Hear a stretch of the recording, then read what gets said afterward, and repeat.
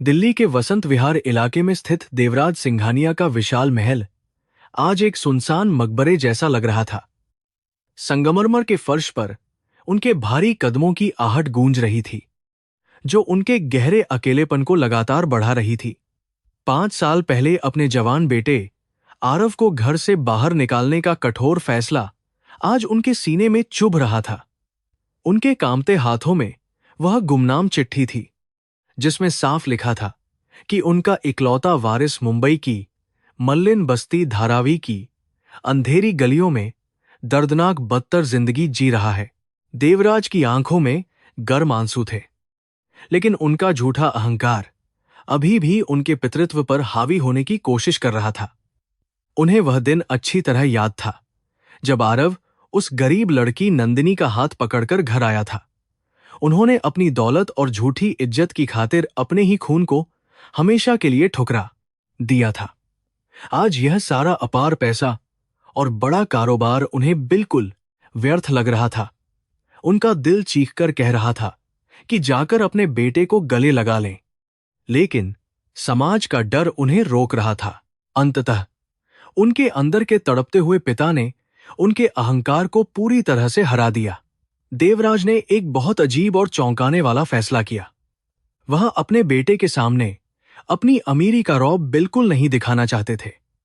वे चुपचाप जानना चाहते थे कि उनका बेटा किस भयानक हाल में है। इसीलिए उन्होंने एक लाचार भिखारी का रूप धारण करने का कठोर निश्चय किया। उन्होंने शरीर से वे महंगे रेशमी कपड़े उतार फेंके, जो उनकी झूठी शान के प्रतीक थे। उन्होंने एक फटी मैली धोती और गंदा कुर्ता पहन लिया। आईने के सामने खड़े होकर जब उन्होंने खुद को देखा, तो वे खुद को ही पहचान नहीं पाए। दिल्ली का सबसे मशहूर और रईस उद्योगपति अब एक बेसहारा और दयनीय बूढ़े में बदल चुका था। उन्होंने अपने चेहरे और बालों पर थोड़ी सी धूल और राख मल ली, ताकि उनका रूप और भी ज्यादा असली लगे। एक पुरानी और कमजोर बांस की लाठी को अपने कांपते हाथों में थामकर वे हवेली के पिछले दरवाजे से चुपचाप बाहर निकल गए। रात के अंधेरे में स्टेशन की तरफ बढ़ते हुए उनका दिल जोर से धड़क रहा था। ट्रेन का वह जनरल डिब्बा पसीने, बीड़ी के धुएं और गरीबी की बदबू से पूरी तरह भरा हुआ था। फर्श पर बैठे थके हारे गरीब मजदूर और रोते हुए बच्चे उस भारत की दर्दनाक तस्वीर थे, जिसे देवराज ने हमेशा अनदेखा किया था। एक गंदी खिड़की के पास फर्श पर सिकुड़कर बैठे हुए उन्हें पहली बार जिंदगी की असली कड़वी सच्चाई का एहसास हो रहा था। हर गुजरते रेलवे स्टेशन के साथ उनकी घबराहट बहुत तेजी से बढ़ती जा रही थी। क्या आरव अपने निर्दयी पिता को कभी भी माफ कर पाएगा? मुंबई सेंट्रल स्टेशन पर जब ट्रेन रुकी, तो बाहर तेज बारिश हो रही थी। सपनों का यह बड़ा शहर आज देवराज को एक भयानक राक्षस जैसा लग रहा था, जो गरीबों को निगलने के लिए तैयार हो। स्टेशन से बाहर निकलते ही कीचड़ से भरी सड़कों ने उनका स्वागत किया। उनके नंगे पैरों में नुकीले कंकर चुभ रहे थे, लेकिन यह शारीरिक दर्द उनके दिल के दर्द से कम था। भीड़ उन्हें धक्के मारते हुए आगे बढ़ रही थी। कोई उन्हें गालियां दे रहा था, तो कोई हंस रहा था। देवराज ने लाठी पकड़कर धारावी की ओर कदम बढ़ाए।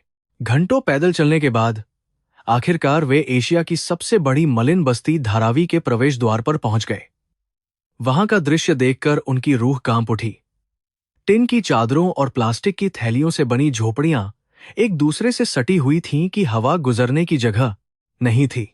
खुली नालियों में बहता काला पानी और सड़े कचरे की बदबू से उनका दम घुटने लगा। उन्होंने अपनी जिंदगी में इतनी भयंकर गरीबी और गंदगी कभी नहीं देखी थी। यहां हर इंसान बस जिंदा रहने के लिए कड़ा संघर्ष कर रहा था। उनका बेटा इसी भयानक नरक में था। देवराज बस्ती की संकरी और अंधेरी गलियों में भटकने लगे। वे हर आते जाते आदमी से एक भिखारी की तरह हाथ जोड़कर अपने बेटे का पता पूछ रहे थे, लेकिन कोई भी उनकी बात सुनने को तैयार नहीं था। कुछ लोगों ने उन्हें धक्का देकर गंदे पानी में गिरा दिया, तो कुछ ने उन्हें आवारा कुत्ता समझकर बुरी तरह दुत्कार दिया। एक बूढ़ी औरत जो सड़क किनारे बीड़ी बना रही थी, उसने उन पर तरस खाकर एक सूखा पाव खाने को दिया। देवराज ने पाव सीने से लगाया और पहली बार फूट कर रोने लगे। लगातार कई घंटों तक बारिश में भीगने और भूखे प्यासे भटकने के कारण उनका बूढ़ा शरीर अब पूरी तरह से जवाब दे चुका था। उनके पैरों में अब एक कदम भी आगे बढ़ाने की ताकत बिल्कुल नहीं बची थी। अचानक उन्हें जोर से चक्कर आया और वे एक टूटी फूटी झोपड़ी के बाहर गीले कीचड़ में औंधे मुंह गिर पड़े। तेज बारिश की बूंदें उनके कमजोर शरीर को और भी ज्यादा ठंडा कर रही थीं। उनकी आंखों के सामने धीरे धीरे गहरा अंधेरा छाने लगा था। बेहोश होने से पहले उन्होंने देखा कि लकड़ी का दरवाजा हल्का खुला। उस टिमटिमाती रोशनी के बीच एक दुबली पतली औरत झोपड़ी से बाहर निकली। उसने उस बूढ़े भिखारी को कीचड़ में पड़ा देखा तो उसकी ममता जाग उठी। वह औरत कोई और नहीं बल्कि उनकी वही गरीब बहू नंदिनी थी, जिसे उन्होंने 5 साल पहले अपने आलीशान घर से धक्के मारकर निकाल दिया था। लेकिन आज इस भयानक अंधेरे और तेज बारिश में देवराज उसे बिल्कुल पहचान नहीं पाए, और न ही नंदिनी उस मैली धोती वाले लाचार भिखारी में अपने कठोर ससुर को पहचान सकी। नियति का चक्र अब अपना भयानक खेल शुरू कर चुका था। नंदिनी ने अपनी फटी हुई सूती साड़ी का पल्लू सिर पर डाला और उस अनजान बूढ़े भिखारी की मदद करने आगे बढ़ी। उसका अपना शरीर कुपोषण के कारण बहुत कमजोर था, लेकिन उसके अंदर की इंसानियत अभी भी जिंदा थी। उसने पूरी ताकत लगाकर देवराज के भारी और कीचड़ से स्नेह शरीर को उठाया। देवराज आधी बेहोशी की हालत में दर्द से कराह रहे थे। नंदिनी उन्हें भारी सहारा देते हुए अपनी उस छोटी और सीलन भरी झोपड़ी के अंदर ले गई। वहां जमीन पर एक फटी चटाई बिछी थी, जिस पर उसने बूढ़े को लिटा दिया। झोपड़ी के अंदर बहुत अंधेरा था। सिर्फ एक छोटा सा मिट्टी का दिया कोने में टिमटिमा रहा था, जिसकी पीली रोशनी में कुछ भी साफ दिखाई नहीं दे रहा था। देवराज के कांपते होठों से बस पानी की एक धीमी सी आवाज निकल रही थी।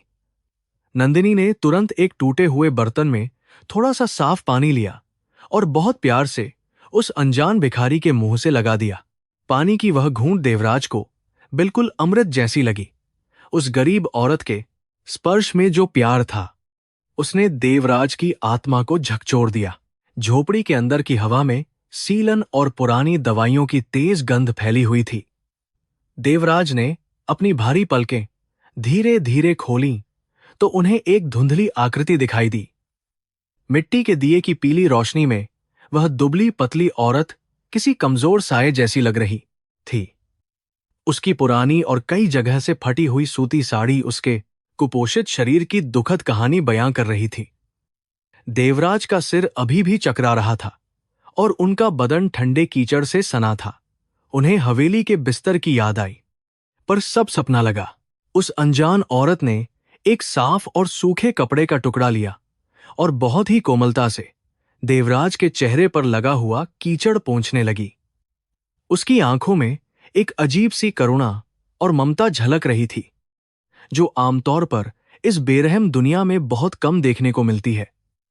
अचानक देवराज के पेट से भूख के कारण तेज गुड़गुड़ाहट की आवाज आई। वह पिछले 2 दिनों से लगातार सफर कर रहे थे और उन्होंने अन्न का दाना भी नहीं खाया था। उनकी यह हालत देखकर उस औरत के चेहरे पर चिंता उभर आई। कुछ पलों के बाद वह औरत अपने कांपते हाथों में एक एल्यूमिनियम की पुरानी कटोरी लेकर वापस लौटी।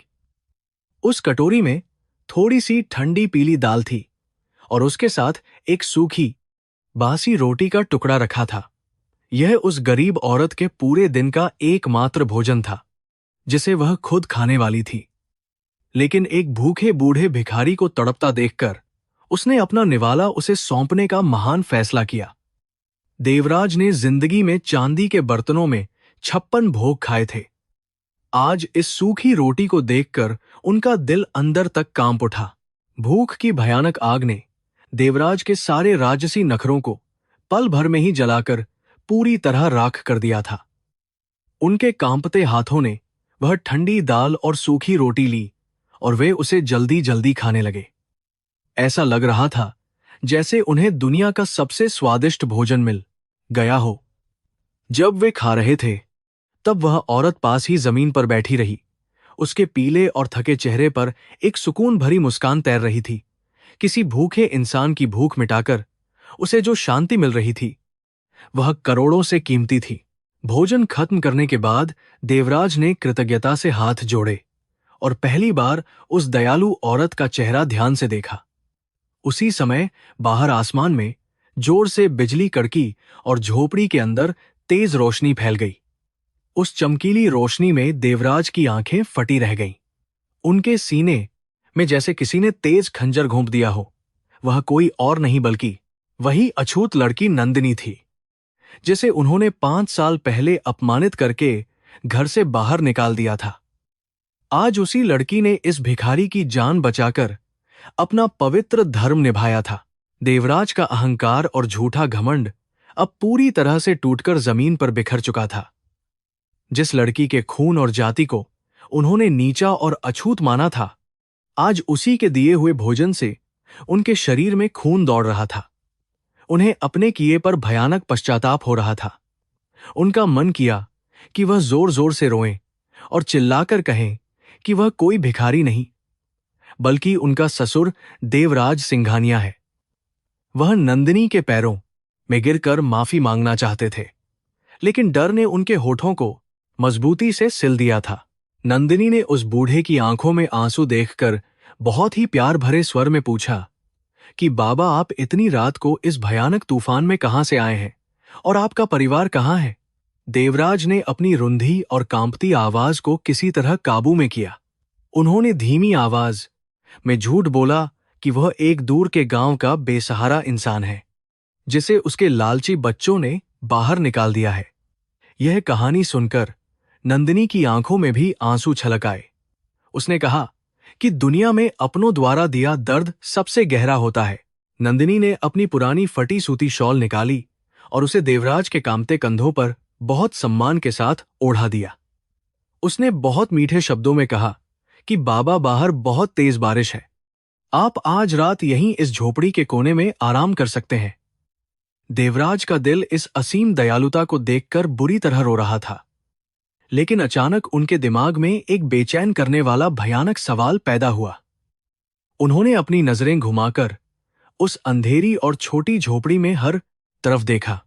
उनका बेटा आरव आखिर कहाँ था और वह नंदिनी को अकेला क्यों छोड़ गया? देवराज का अशांत मन अब तरह तरह के डरावने विचारों से घिर चुका था। क्या आरव इस भयानक गरीबी से हारकर अपनी पत्नी को अकेला छोड़कर कहीं चला गया था? नहीं, यह संभव नहीं था। आरव ने इसी लड़की के सच्चे प्यार के लिए पिता की करोड़ों की जायदाद को एक पल में ठुकरा दिया था। देवराज ने अपनी थकी आंखों को सिकोड़कर उस अंधेरी झोपड़ी के दूसरे कोने की तरफ ध्यान से देखा। वहां एक पुरानी और मैली चादर टंगी हुई थी, जो झोपड़ी को 2 छोटे हिस्सों में बांट रही थी। उस चादर के पार आखिर क्या था? तभी उस गंदी और फटी चादर के पीछे से किसी के बहुत ही ज्यादा खांसने की दर्दनाक और कमजोर आवाज आई। वह खांसी इतनी भयंकर और लगातार थी कि ऐसा लग रहा था जैसे खांसने वाले के सीने में गहरा जख्म हो और उसके प्राण निकलने वाले हों। यह आवाज सुनते ही नंदिनी के चेहरे पर बहुत गहरा डर और चिंता छा गई। वह तुरंत उठी और तेजी से दौड़कर उस चादर के पीछे वाले अंधेरे हिस्से में चली गई। देवराज की सांसें अटक गई थीं और उनका दिल अनहोनी की भयानक आशंका से धड़क रहा था। उस बूढ़े पिता से अब और इंतजार करना बिल्कुल मुमकिन नहीं हो पा रहा था। उनके कमजोर और कांपते पैरों में अचानक एक अजीब सी बेचैन करने वाली ताकत आ गई थी। उन्होंने मुश्किल से एक हाथ जमीन पर रखा और अपनी बांस की लाठी का सहारा लेकर धीरे धीरे उठने की कोशिश की। उनके पूरे शरीर में दर्द की लहरें दौड़ रही थीं, लेकिन बेटे को देखने की तड़प ने सारे शारीरिक दर्द को खत्म कर दिया था। बिना कोई आवाज किए वे खामोशी से उस रहस्यमयी चादर की तरफ धीरे धीरे बढ़ने लगे। चादर के पास पहुंचकर देवराज ने अपने कांपते हाथों से उसे थोड़ा सा किनारे खिसकाया और अंदर झांककर देखने की कोशिश की। अंदर का भयानक नजारा देखकर उनके पैरों के नीचे से जमीन खिसक गई। एक टूटी हुई चारपाई पर एक बेहद कमजोर और हड्डियों का ढांचा बन चुका इंसान बेसुध पड़ा हुआ था। उसके सिर और सीने पर खून से सनी कई गंदी पट्टियां बंधी थीं और वह दर्द से कराह रहा था।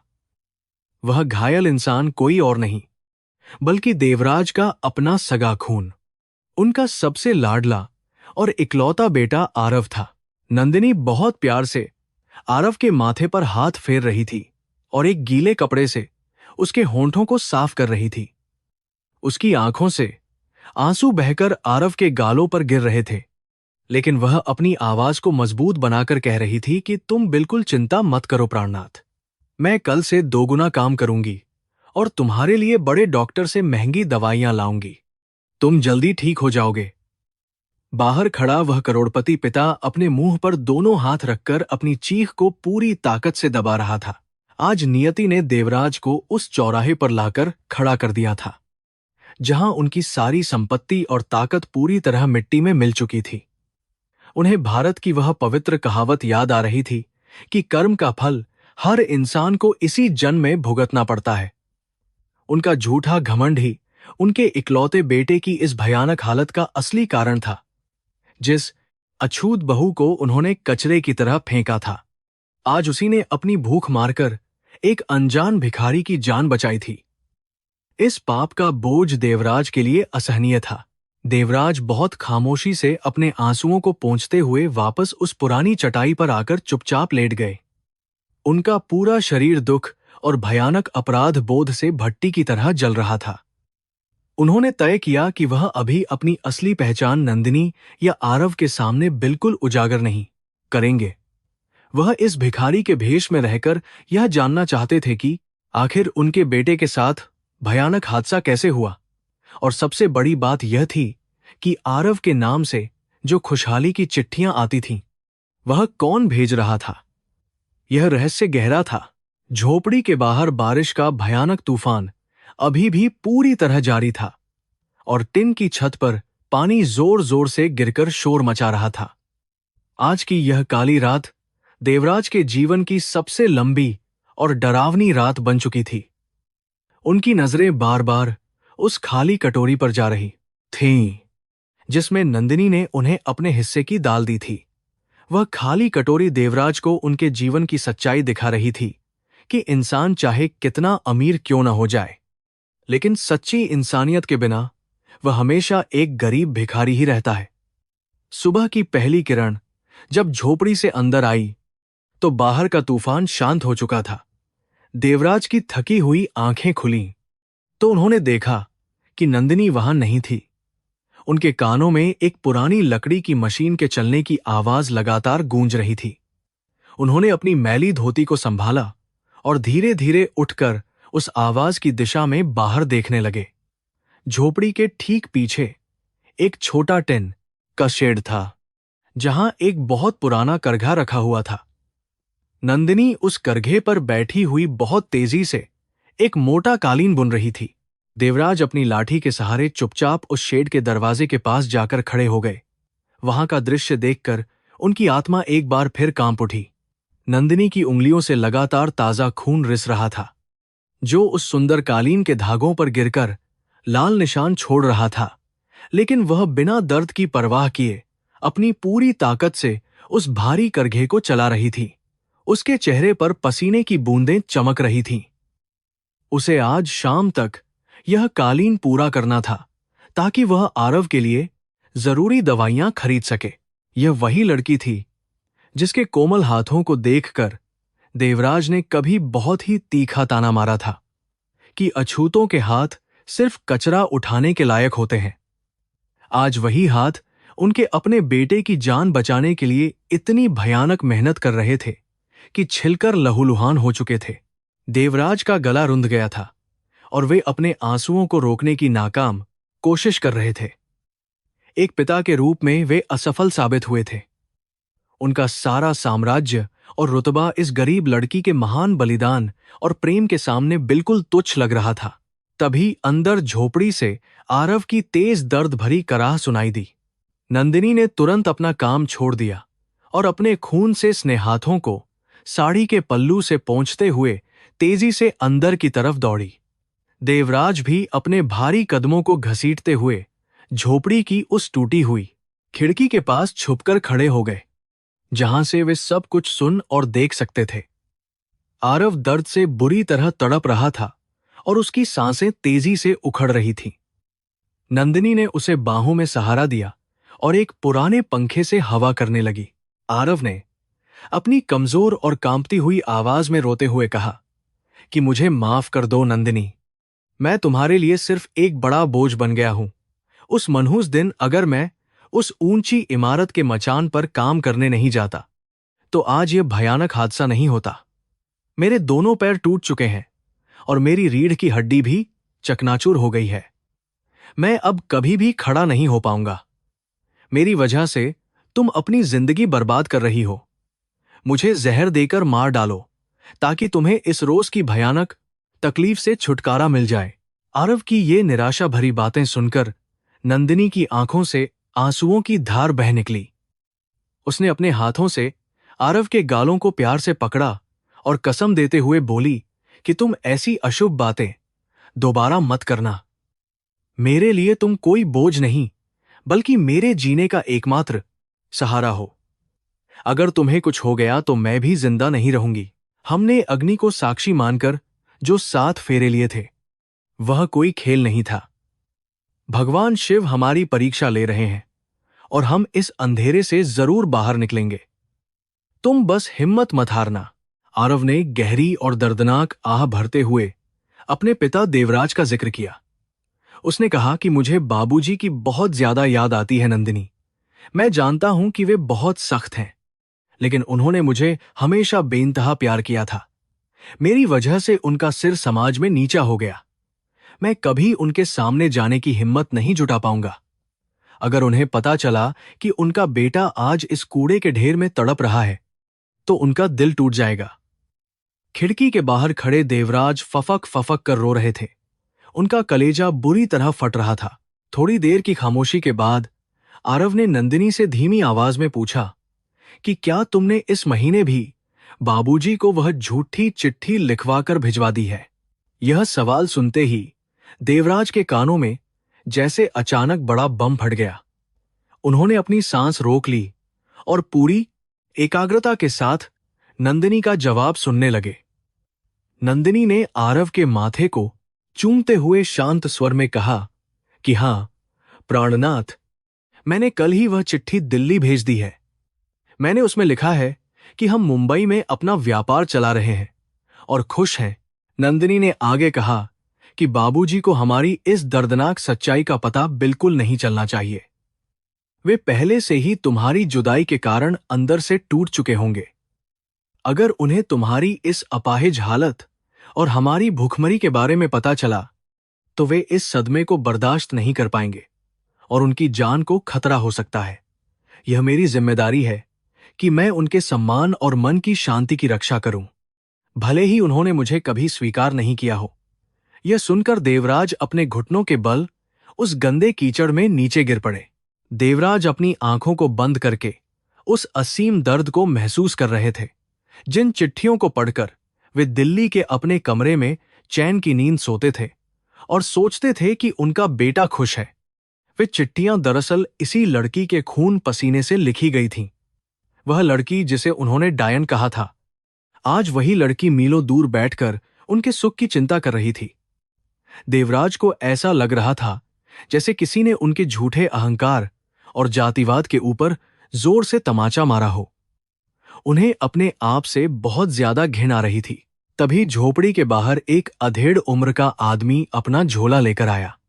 वह बस्ती का एक झोला छाप डॉक्टर था जो आरव की पट्टियां बदलने आता था।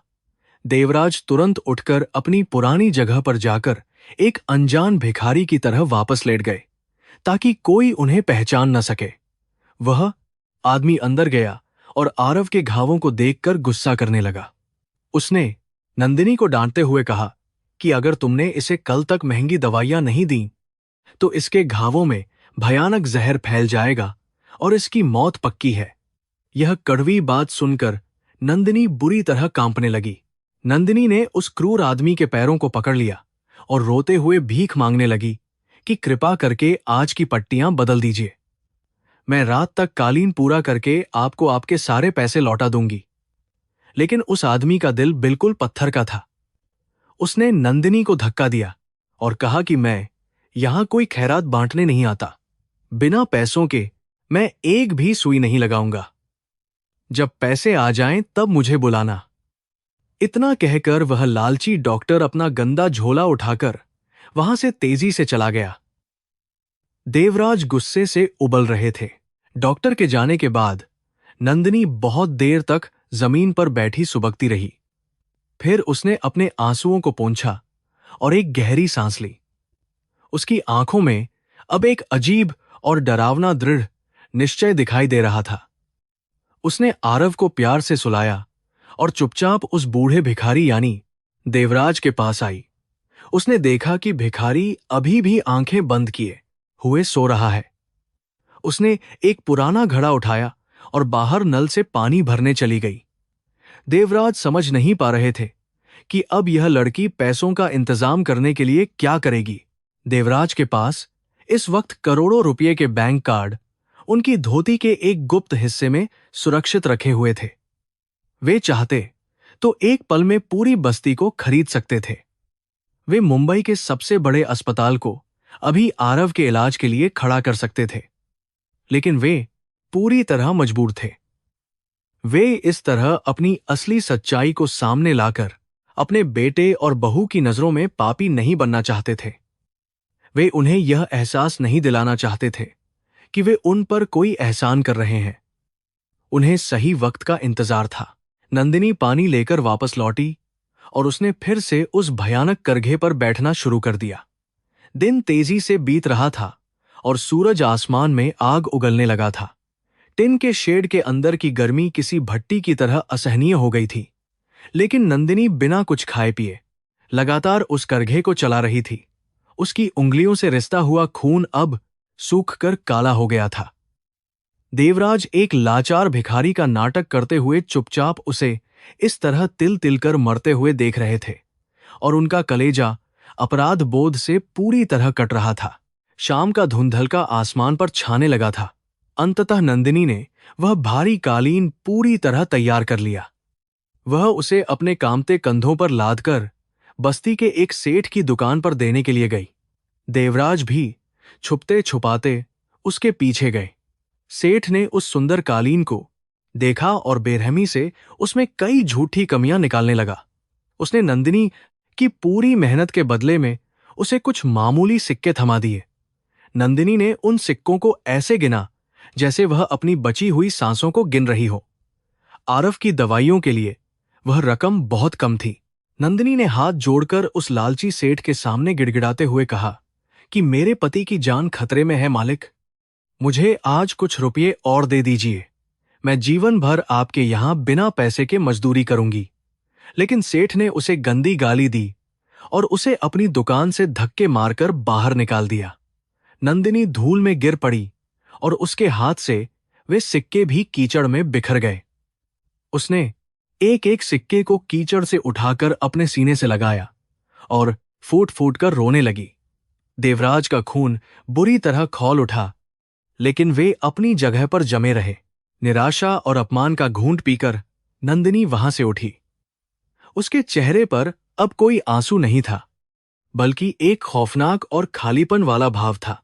वह अपनी झोपड़ी की तरफ वापस नहीं गई। इसके बजाय वह धारावी के उस खतरनाक हिस्से की तरफ बढ़ने लगी, जहां लाल रंग की बत्तियां जल रही थीं और जहां शरीफ इंसान जाने से बहुत डरते थे। देवराज को यह देखकर भयंकर झटका लगा। आखिर यह संस्कारी लड़की इस भयानक गंदे इलाके में क्यों जा रही थी? क्या भयानक गरीबी ने उसे अपना शरीर बेचने पर पूरी तरह मजबूर कर दिया था? देवराज के दिमाग में अब तरह तरह के गंदे विचार बिजली की तरह दौड़ रहे थे। क्या उनका बेटा उस पैसे से जिंदा था जो यह लड़की अपना जिस्म बेचकर लाती थी? यह शर्मनाक और दिल दहला देने वाला विचार था। उनका अमीर अहंकार एक बार फिर अपना सिर उठा रहा था। वे उस संकरी और बदबूदार गली में नंदिनी के पीछे बहुत सावधानी से चलने लगे। हर कदम पर शराबी और जुआरी लोग उन्हें घूर रहे थे। उस गली की हवा में एक अजीब सी सड़न और पाप की बदबू घुली हुई थी, जिससे देवराज का दम घुट रहा था। नंदिनी उस भयानक गली के आखिर में स्थित एक खस्ताहाल और पुरानी इमारत के सामने जाकर रुक गई। बाहर कोई बोर्ड नहीं लगा था, लेकिन वहां कुछ खूंखार गुंडे पहरा दे रहे थे। देवराज एक पुराने कूड़ेदान के पीछे छुप गए और अपनी सांसें रोककर देखने लगे। नंदिनी ने उन गुंडों से कुछ कहा और फिर धीरे से उस अंधेरी इमारत के अंदर चली गई। वह कोई कोठा नहीं लग रहा था, बल्कि वह कोई अवैध और गैर कानूनी काम करने वाली डरावनी जगह लग रही थी। देवराज का दिल इतनी जोर से धड़क रहा था कि उन्हें छाती में दर्द महसूस हुआ। वह इमारत बाहर से जितनी वीरान लग रही थी, अंदर से उतनी ही रहस्यमयी और डरावनी थी। देवराज को समझ नहीं आ रहा था कि वे अंदर कैसे जाएं और सच्चाई का पता कैसे लगाएं। उनका पूरा शरीर पसीने से भीग चुका था और उनके हाथ लाठी पर कांप रहे थे। जो लड़की अपने ससुर की झूठी शान के लिए इतनी बड़ी कुर्बानी दे सकती थी, वह आखिर इस पापी दुनिया में किस भयानक दलदल में फंसने जा रही थी। रात का अंधेरा अब और भी ज्यादा गहरा होता जा रहा था। देवराज ने एक बड़ा फैसला लिया और आगे बढ़े। देवराज अपने कांपते कदमों से उस भयानक और अंधेरी इमारत के अंदर दाखिल हुए। बाहर बारिश फिर से बहुत तेज हो गई थी और बिजली कड़कने की आवाज गूंज रही थी। उस पुरानी सीलन भरी इमारत के अंदर एक अजीब सी सड़ांध और खून की बदबू फैली हुई थी। दीवारें गंदी थीं और हर तरफ जाले लटक रहे थे। देवराज का दिल इतनी जोर से धड़क रहा था कि उन्हें लगा उनका सीना फट जाएगा। उन्होंने एक खंभे के पीछे छुपकर देखा कि नंदिनी एक संकरे कमरे की तरफ जा रही है, जिसके बाहर एक मोटा आदमी खड़ा था। वह मोटा आदमी कोई दरिंदा लग रहा था, जिसके हाथ में एक गंदी सी सिगरेट थी। देवराज के मन में फिर से वही नीच ख्याल आने लगे कि क्या उनकी बहू चंद रुपयों के लिए अपना जिस्म बेचने इस नर्क में आई है। उनके राजसी खून ने उबाल मारा और वे अपनी लाठी उठाकर उस आदमी का सिर फोड़ने के लिए आगे बढ़ने ही वाले थे। तभी उस आदमी ने बहुत ही कर्कश आवाज में नंदिनी से कहा कि तू फिर से यहां क्यों आ गई है। नंदिनी ने रोते हुए हाथ जोड़कर उससे मिन्नतें करना शुरू कर दिया। देवराज छुपते हुए और करीब गए ताकि वे उनकी बातचीत को साफ सुन सके। नंदिनी रोते हुए उस लालची दलाल से कह रही थी कि मेरे पति के घावों में जहर फैल रहा है और उन्हें फौरन दवाइयों की जरूरत है। मुझे आज बस थोड़े से पैसों का इंतजाम कर दीजिए। दलाल ने सिगरेट का धुआं छोड़ते हुए बेरहमी से कहा कि मैं कोई खैरात नहीं बांटता।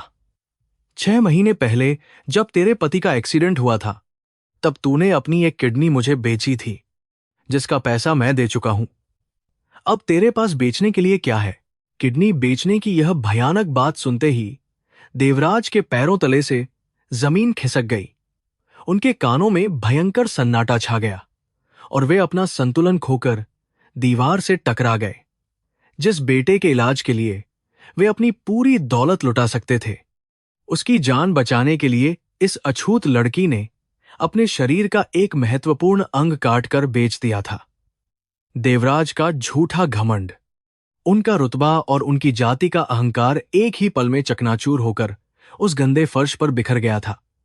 वे अब पसीने से लथपथ होकर हाँफ रहे थे।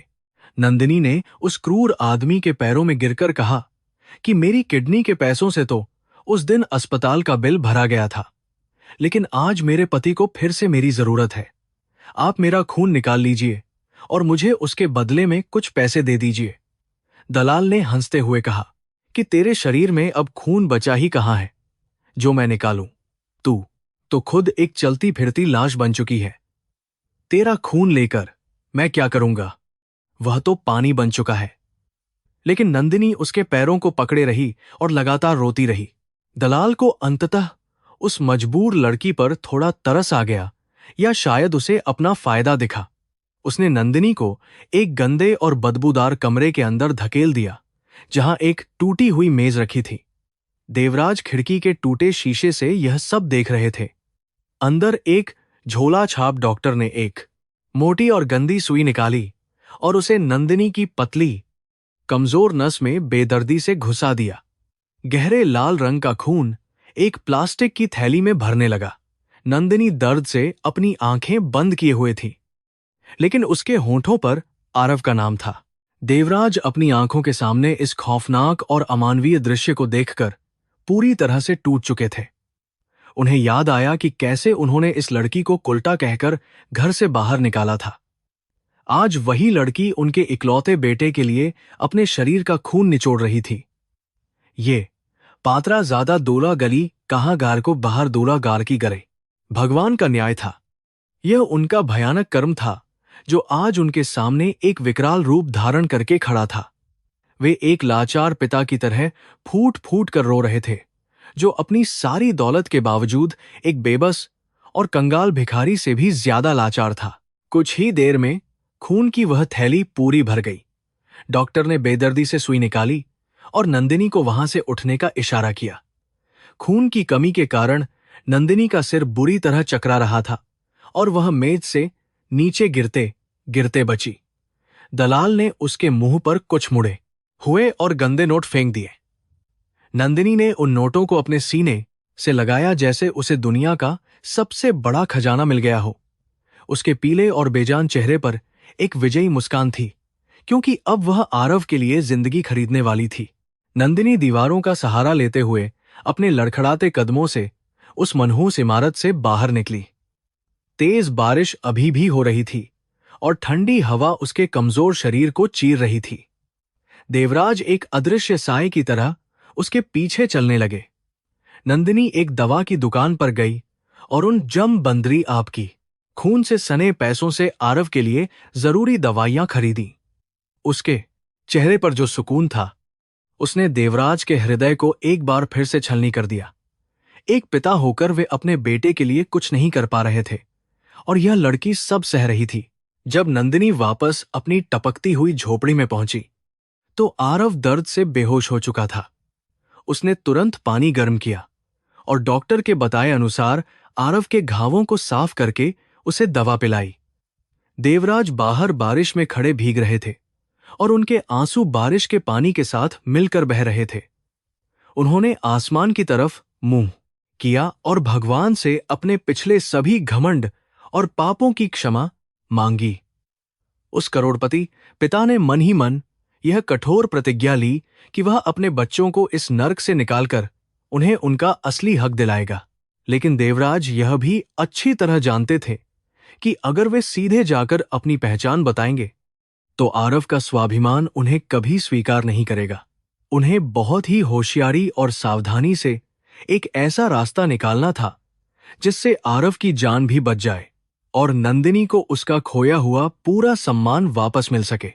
रात और भी ज्यादा गहरी और काली हो चुकी थी। देवराज ने अपनी मैली धोती को कसकर बांधा और अपनी लाठी उठाकर बस्ती के बाहर उस जगह की तरफ बढ़ने लगे जहां मुंबई का सबसे महंगा और आलीशान निजी अस्पताल मौजूद था। देवराज सिंघानिया के लड़खड़ाते कदम मुंबई की अंधेरी और कीचड़ भरी सड़कों पर बेतहाशा आगे बढ़ रहे थे। आसमान से गिरती तेज बारिश की बूंदें उनके शरीर को नहीं बल्कि उनकी आत्मा को छलनी कर रही थीं। एक अरबपति पिता आज अपनी दौलत के बावजूद एक कंगाल इंसान से भी ज्यादा लाचार महसूस कर रहा था। अचानक उनके कांपते पैर पूरी तरह जवाब दे गए और वे सड़क किनारे बहती एक गंदी नाली के पास घुटनों के बल कीचड़ में धड़ाम से गिर पड़े। उन्होंने अपने हाथों से अपना चेहरा छुपा लिया और एक छोटे बच्चे की तरह फूट फूट कर जोर से रोने लगे। इस भयंकर तूफान में उन्हें भगवान शिव का वह पवित्र और कठोर नियम याद आ रहा था जिसे कर्म कहते हैं। उन्होंने अपने झूठे अहंकार और जाति के घमंड में अंधे होकर एक पवित्र आत्मा का घोर अपमान किया था। आज उसी कर्म का भयानक फल एक श्राप बनकर उनके इकलौते बेटे की सांसों को धीरे धीरे छीन रहा था। जिस अछूत लड़की को उन्होंने अपने महल की चौखट से धक्के मारकर निकाला था, आज उसी ने अपना खून बेचकर उनके वंश को बचाया था। यह दर्दनाक एहसास उनके सीने में एक दहकते हुए गर्म अंगारे की तरह लगातार जल रहा था। काफी देर तक कीचड़ में पड़े रहने के बाद देवराज ने अपनी आंखें पोंछीं और एक लंबी गहरी सांस ली। अब रोने और विलाप करने का समय पूरी तरह से खत्म हो चुका था। उन्हें अपने पापों का प्रायश्चित करना था और अपने बच्चों को इस नरक से बाहर निकालना था। वे लाठी के सहारे धीरे धीरे उठे और बस्ती के बाहर एक सुनसान चौराहे की तरफ चल दिए, जहां एक टेलीफोन बूथ की पीली बत्ती जल रही थी। उन्होंने अपनी धोती से कुछ भीगे हुए सिक्के निकाले और भारत के सबसे बड़े सर्जन का निजी नंबर तेजी से डायल करना शुरू कर दिया। फोन की घंटी बजने के बाद दूसरी तरफ से एक भारी और नींद भरी आवाज आई। देवराज ने अपनी असली कड़क आवाज में कहा कि मैं दिल्ली से देवराज सिंघानिया बोल रहा हूं, डॉक्टर माथुर। रात के इस पहर मेरा फोन आना कोई मामूली बात बिल्कुल नहीं है। मेरे इकलौते बेटे आरव की हालत बेहद नाजुक है और मुझे मुंबई के सबसे बड़े अस्पताल में तुरंत आपकी पूरी मेडिकल टीम की सख्त जरूरत है। डॉक्टर माथुर इस बड़े उद्योगपति का नाम सुनते ही तुरंत नींद से जाग गए और घबराहट में सारी व्यवस्था तेजी से करने के लिए पूरी तरह तैयार हो गए। देवराज ने डॉक्टर को सख्त हिदायत देते हुए कहा कि पैसा पानी की तरह बहा दो, लेकिन मेरे बेटे और बहू की जान को कोई भी खतरा नहीं होना चाहिए। सबसे महत्वपूर्ण बात यह है कि मेरी असली पहचान पूरी तरह से गुप्त रहनी चाहिए। एक बूढ़ा भिखारी उन्हें आपके अस्पताल लेकर आएगा और आप लोगों को उस भिखारी के साथ आम लावारिस जैसा बर्ताव करना है। कोई भी डॉक्टर या नर्स मेरे बेटे को यह एहसास नहीं होने देगा कि इस महंगे इलाज का खर्च देवराज सिंघानिया उठा रहा है। यह पूरी घटना उनके लिए बस एक बड़ा ईश्वरीय चमत्कार लगनी चाहिए। फोन रखने के बाद देवराज को अपने सीने पर रखा हुआ एक भारी पहाड़ कुछ हल्का होता हुआ महसूस हुआ। उन्होंने आसमान की तरफ देखकर हाथ जोड़े और उस बूथ से बाहर निकल आए। अब उनके पास दौलत की बड़ी ताकत थी, लेकिन उन्हें इसका इस्तेमाल बहुत ही होशियारी से करना था। वे वापस उसी कीचड़ और अंधेरे से भरे रास्ते पर चल पड़े जो धारावी की उस टूटी हुई झोपड़ी की तरफ जाता था। उन्होंने एक बार फिर अपनी कमर झुका ली और अपने चेहरे पर लाचारी के भाव ले आए। उनका भिखारी का नाटक अभी पूरी तरह खत्म नहीं हुआ था। जब देवराज वापस उस बस्ती की झोपड़ी के पास पहुंचे तो वहां का डरावना सन्नाटा उन्हें अंदर तक चीर गया। दरवाजा हल्का खुला था और अंदर से मिट्टी के दिए की कांपती रोशनी बाहर आ रही थी। देवराज ने लाठी दरवाजे पर रखी और धीरे से अंदर कदम रखा। अंदर का नजारा देखकर उनकी सांसें गले में अटक गईं। नंदिनी, जिसने कुछ घंटे पहले ही अपना खून बेचा था, अब पूरी तरह बेहोश होकर ठंडे फर्श पर गिरी पड़ी थी। उसके हाथ से वह दवा की शीशी छूटकर दूर लुढ़क गई थी, जिसे वह आरव को बड़ी मुश्किल से पिलाने के लिए लाई थी। देवराज तुरंत एक लाचार इंसान का नाटक भूल गए और एक फिक्रमंद पिता की तरह तेजी से आगे बढ़े।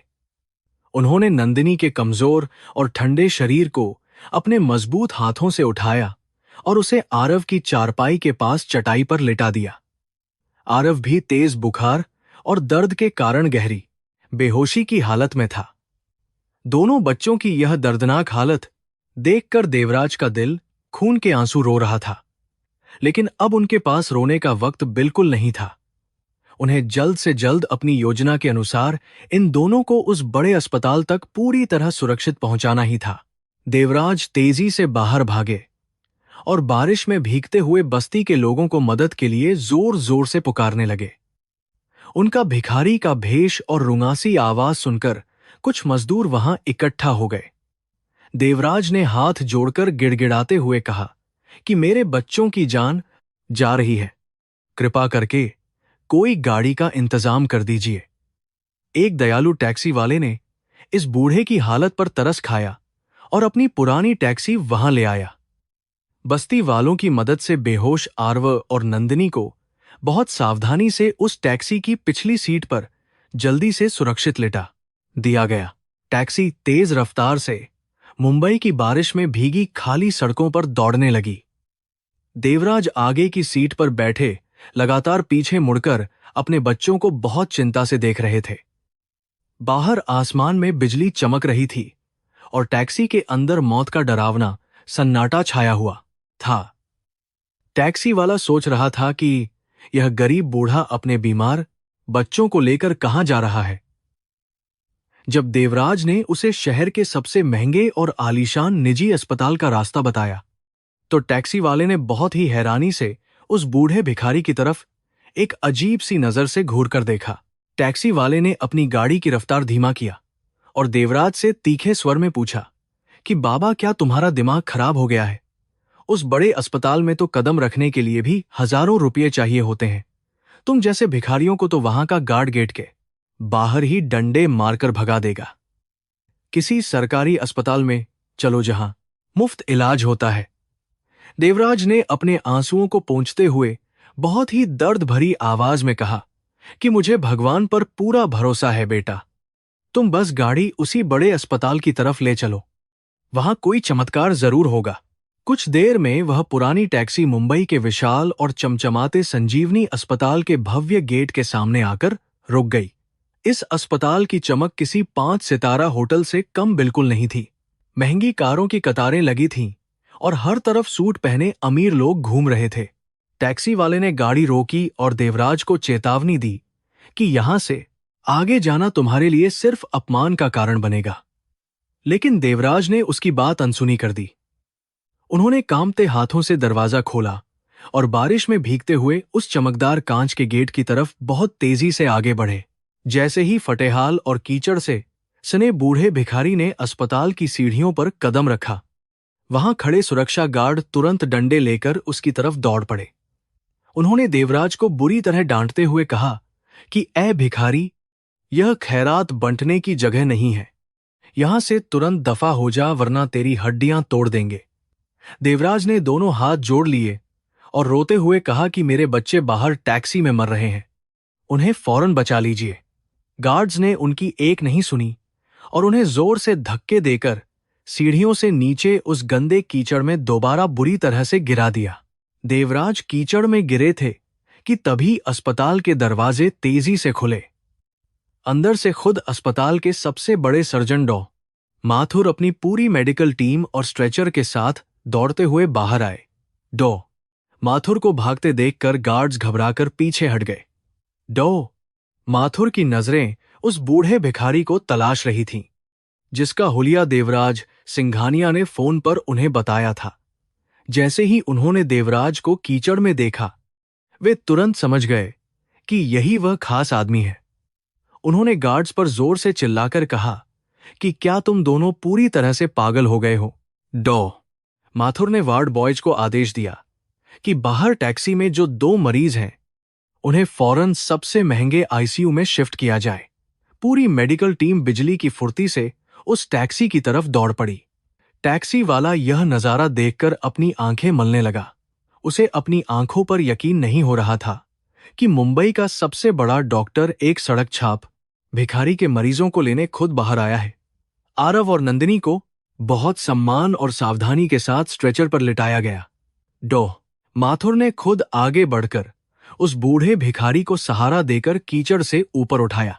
माथुर देवराज सिंघानिया के प्लान को अच्छी तरह समझते थे, इसलिए उन्होंने सबके सामने नाटक करते हुए कहा कि बाबा, आप बिल्कुल चिंता मत कीजिए, हमारे अस्पताल में एक विशेष चैरिटी फंड है जिसके तहत आपके इन दोनों बच्चों का पूरा इलाज बिल्कुल मुफ्त किया जाएगा। देवराज ने भी हाथ जोड़कर रोने का नाटक किया और डॉक्टर को भगवान का दूत बताया। अंदर जाने से पहले देवराज ने अपनी मैली धोती से 100 रुपये का एक मुड़ा हुआ नोट निकाला और उस हैरान टैक्सी वाले को किराया दे दिया। इसके बाद वे स्ट्रेचर के पीछे पीछे बड़े अस्पताल के अंदर चले गए। अस्पताल के अंदर की दुनिया बिल्कुल अलग थी। सफेद संगमरमर चमक रहा था और कीटाणुनाशक की साफ खुशबू आ रही थी। आरव और नंदिनी को तुरंत तीसरी मंजिल पर स्थित वीआईपी इंटेंसिव केयर यूनिट में ले जाया गया। देवराज बाहर कांच की बड़ी खिड़की के पास खड़े हो गए और अपनी कांपती उंगलियों को शीशे पर रख दिया। अंदर कई विशेषज्ञ डॉक्टर उन दोनों को अनगिनत तार और मशीनों से जोड़ रहे थे। मॉनिटर पर लाल और हरी रेखाएं चल रही थीं, जो उनके बच्चों की सांसों का हिसाब बता रही थीं। देवराज की आंखों से लगातार गर्म आंसू बह रहे थे। अस्पताल की 2 दयालु नर्सें बाहर आईं और उन्होंने बहुत प्यार से उस बूढ़े भिखारी को एक आरामदायक कुर्सी पर बैठाया। उन्होंने देवराज को पीने के लिए साफ पानी और तौलिया दिया ताकि वे अपना कीचड़ साफ कर सकें। देवराज को यह अजीब लग रहा था क्योंकि वे इस वक्त देश के सबसे रईस इंसान नहीं बल्कि एक मामूली भिखारी थे। उन्हें यह एहसास हुआ कि अगर भगवान की कृपा हो तो एक भिखारी को भी राजाओं जैसी इज्जत मिल सकती है। उन्होंने पानी पीकर अपनी आंखें बंद कर लीं और भगवान शिव से सच्चे मन से लगातार प्रार्थना करने लगे। लगभग 2 घंटे के भयानक इंतजार के बाद डॉ. माथुर आईसीयू से बाहर आए। उनके चेहरे पर थकान और चिंता साफ दिखाई दे रही थी। देवराज तुरंत अपनी जगह से उठ खड़े हुए और उनके चेहरे पर एक पिता का असली डर छा गया। डॉ. माथुर ने उन्हें एक तरफ ले जाकर बहुत धीमी आवाज में कहा कि सर, आपके बेटे की हालत बहुत ज्यादा खराब है। उनके घावों में इन्फेक्शन पूरी तरह फैल चुका है और हमें तुरंत उनकी टांगों और रीढ़ की हड्डी की एक बड़ी सर्जरी करनी पड़ेगी। इसमें उनकी जान का बहुत ही भारी जोखिम शामिल है। देवराज ने डॉ. माथुर के हाथ कसकर पकड़ लिए और कांपती लेकिन दृढ़ आवाज में कहा कि मुझे कुछ नहीं सुनना डॉक्टर। मैंने अपनी पूरी जिंदगी पैसा कमाने में लगा दी, लेकिन आज अगर वह पैसा मेरे बेटे की जान नहीं बचा सकता तो मैं उस दौलत को इसी पल आग लगा दूंगा। आप दुनिया के सबसे बेहतरीन सर्जन हैं। आप चाहे जो भी मशीन लाएं, जो भी दवा इस्तेमाल करें, मुझे मेरा बेटा जिंदा चाहिए और मेरी बहू नंदिनी की एक बूंद खून की कीमत मुझे चुकानी है। उसे भी हर हाल में बचाना आपकी सबसे बड़ी जिम्मेदारी है। ऑपरेशन थिएटर के बाहर का डरावना सन्नाटा देवराज सिंघानिया के दिल की धड़कनों को और भी ज्यादा तेज कर रहा था। बंद दरवाजे के ऊपर जल रही वह लाल बत्ती उनके लिए यमराज की भयानक आंख जैसी लग रही थी। एक अरबपति पिता जो दुनिया की कोई भी चीज खरीद सकता था, आज भगवान के सामने एक मामूली भिखारी की तरह अपने बच्चों की जिंदगी की भीख मांग रहा था। डॉक्टर माथुर और उनकी पूरी टीम पिछले कई घंटों से अंदर आरव और नंदिनी की जान बचाने के लिए लगातार एक बहुत बड़ा और खतरनाक संघर्ष कर रही थी। ठंडे फर्श पर बैठे हुए देवराज को अपना पूरा आलीशान महल और करोड़ों का कारोबार अब बिल्कुल मिट्टी के समान लग रहा था। उन्हें याद आ रहा था कि कैसे उन्होंने झूठी शान के लिए अपने ही खून को ठुकरा दिया था। आज अगर उनके बेटे को कुछ हो गया तो यह सारी दौलत उन्हें कभी भी शांति नहीं दे पाएगी। वह गरीब लड़की जिसे उन्होंने कुल्टा कहा था, आज उसी की महान कुर्बानी ने इस कठोर पिता के दिल के सारे बंद दरवाजे हमेशा के लिए खोल दिए थे। उनका मन गहरे पश्चाताप की भयानक आग में जल रहा था। अचानक ऑपरेशन थिएटर की वह डरावनी लाल बत्ती बुझ गई और बाहर का भारी दरवाजा धीरे से खुला। डॉक्टर माथुर पसीने से लथपथ होकर बाहर निकले। उनके चेहरे पर बहुत ज्यादा थकान थी, लेकिन आंखों में एक उम्मीद की चमक भी थी। देवराज तेजी से उनके पास पहुंचे और अपने कांपते हाथों से उनका कोट पकड़ लिया। डॉक्टर ने गहरी सांस लेते हुए कहा कि भगवान की कृपा से हमने आरव की रीढ़ की हड्डी और पैरों का सफल ऑपरेशन कर दिया है, लेकिन इन्फेक्शन बहुत ज्यादा था, इसलिए वह अभी भी खतरे से पूरी तरह बाहर नहीं है। डॉक्टर माथुर ने अपनी बात आगे बढ़ाते हुए देवराज को बताया कि आरव से ज्यादा चिंता उन्हें नंदिनी की है। खून की भारी कमी और लगातार काम करने की वजह से उसका शरीर पूरी तरह से टूट चुका है। हमने उसे बहुत सारा खून चढ़ाया है और जरूरी दवाइयां भी दी है, लेकिन उसका दिल अभी भी बहुत कमजोर है और वह जिंदगी और मौत के बीच एक खतरनाक लड़ाई लड़ रही है। अगर वह अगले 24 घंटों में होश में नहीं आई तो उसे बचाना हमारे लिए लगभग असंभव हो जाएगा। यह सुनकर देवराज बुरी तरह रो पड़े। देवराज के लिए यह खबर किसी बड़े सदमे से कम नहीं थी। उन्होंने अपने आंसुओं को पोंछा और एक बहुत बड़ा फैसला किया। अब समय आ गया था कि वह अपना यह भिखारी का झूठा रूप हमेशा के लिए उतार फेंकें। उन्होंने डॉक्टर माथुर से कहा कि मुझे फौरन एक खाली कमरा और कुछ अच्छे कपड़े चाहिए। मैं अपने बच्चों के सामने इस तरह लाचार होकर बिल्कुल नहीं जाना चाहता। डॉक्टर ने तुरंत अपने एक स्टाफ को बुलाया और देवराज को वीआईपी वार्ड के एक बहुत शानदार और आरामदायक कमरे में ले जाकर सारी जरूरी चीजें उपलब्ध करवा दी। कुछ ही देर बाद जब देवराज उस कमरे से बाहर निकले तो वह कोई बूढ़ा और लाचार भिखारी नहीं थे। उन्होंने एक बेहद कीमती सफेद रंग का सूट पहना हुआ था और उनके चेहरे पर एक बड़े रईस का पुराना तेज वापस लौट आया था। लेकिन उनकी आंखों में जो अहंकार कभी हुआ करता था वह अब पूरी तरह से गायब हो चुका था। उसके स्थान पर सिर्फ एक पिता की असीम ममता और गहरा दर्द था। भारी और कांपते कदमों के साथ उन्होंने उस स्पेशल आईसीयू का दरवाजा खोला जहां नंदिनी मशीनों के बीच बेसुध लेटी हुई थी।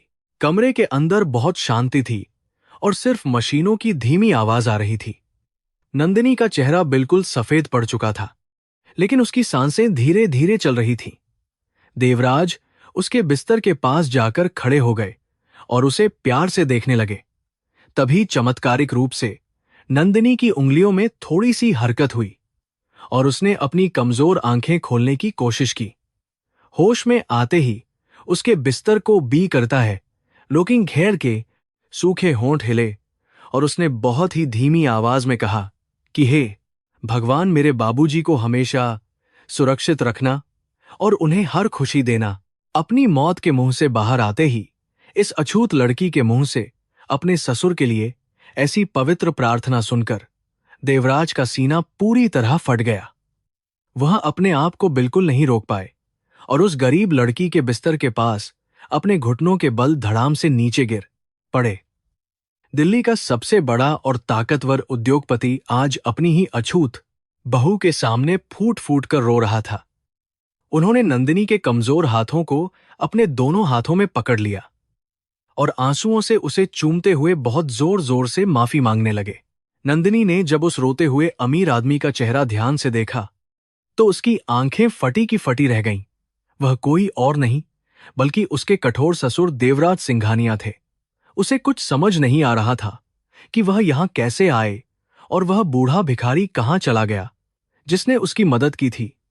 देवराज ने रोते हुए सारी सच्चाई बता दी कि वही वह लाचार भिखारी थे जिसने उसकी सूखी रोटी खाई थी।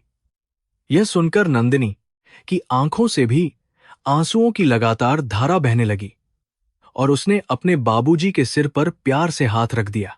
आरव को जब होश आया तो उसने खुद को एक बेहद शानदार और चमकदार अस्पताल के कमरे में पाया। उसके चारों तरफ आधुनिक मशीनें लगी थीं और सफेद कपड़ों में नर्सें उसकी देखभाल कर रही थीं। उसे बिल्कुल समझ नहीं आ रहा था कि वह उस भयानक झोपड़ी से इस जगह पर कैसे पहुंच गया। तभी दरवाजे से देवराज सिंघानिया अंदर आए। अपने कठोर पिता को रोते हुए और अपने सामने खड़ा देखकर आरव की आंखें फटी रह गईं। उसे लगा कि वह कोई सपना देख रहा है। देवराज ने आगे बढ़कर अपने बेटे को गले से लगा लिया और जोर जोर से रोने लगे। उन्होंने आरव को सारी सच्चाई बताई कि कैसे वह भिखारी बनकर धारावी की उस झोपड़ी तक पहुंचे थे। उन्होंने बताया कि कैसे नंदिनी ने खुद भूखी रहकर उन्हें अपनी रोटी खिलाई थी और आरव की जान बचाने के लिए अपना खून तक बेच दिया था। यह सब सुनकर आरव का दिल अपनी पत्नी के लिए प्यार और सम्मान से पूरी तरह भर गया। देवराज ने हाथ जोड़कर अपने बेटे से अपने पुराने पापों और झूठे अहंकार के लिए गहरे पश्चाताप के साथ माफी मांगी। कुछ दिनों के बेहतरीन इलाज और देखभाल के बाद नंदिनी पूरी तरह खतरे से बाहर आ गई थी। जब उसे आरव के कमरे में लाया गया तो वह दृश्य बहुत ही ज्यादा भावुक और रुला देने वाला था। पति और पत्नी दोनों एक दूसरे को जीवित देखकर खुशी के आंसू बहा रहे थे। देवराज ने आगे बढ़कर नंदिनी के सिर पर अपना हाथ रखा और उसे अपनी असली बेटी मानते हुए पूरे सम्मान के साथ आशीर्वाद दिया। उन्होंने कहा कि आज से तुम सिर्फ मेरी बहू नहीं हो बल्कि इस पूरे परिवार की असली मालकिन और मेरी ताकत हो। अस्पताल में 1 महीने रहने के बाद आरव और नंदिनी के स्वास्थ्य में काफी सुधार हुआ। अब समय था कि वे उस शहर को पीछे छोड़कर अपनी जड़ों की तरफ वापस लौटें। देवराज ने चार्टर्ड फ्लाइट का विशेष इंतजाम किया था ताकि बच्चों को सफर में कोई भी तकलीफ न हो। जब वे तीनों आसमान में ऊंचाई पर उड़ रहे थे तो देवराज ने खिड़की से नीचे धारावी बस्ती की तरफ देखा। उन्हें सच्चे दिल से यह महसूस हुआ कि उस भयानक जगह की गरीबी नहीं, असल में उनके मन की सारी गंदगी को हमेशा के लिए साफ कर दिया है। दिल्ली का उनका विशाल राजमहल आज पूरी तरह से दियों और रोशनियों से जगमगा रहा था। आज पूरे भारत में दिवाली का पवित्र त्योहार मनाया जा रहा था, जो अंधेरे पर प्रकाश की शानदार जीत का प्रतीक है। 5 लंबे और दर्दनाक सालों के बाद सिंघानिया हवेली में असली खुशी लौटी थी।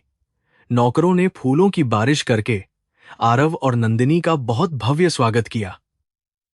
नंदिनी की आंखों में आंसू थे, क्योंकि जिस घर से उसे कभी अपमानित करके निकाला गया था, आज वहीं उसका गृह प्रवेश एक महारानी की तरह पूरे सम्मान के साथ हो रहा था।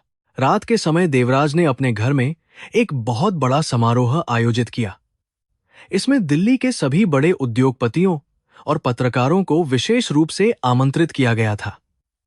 मंच पर खड़े होकर देवराज ने माइक पकड़ा और एक ऐतिहासिक घोषणा की, जिसने वहां मौजूद सभी लोगों को पूरी तरह से हैरान कर दिया।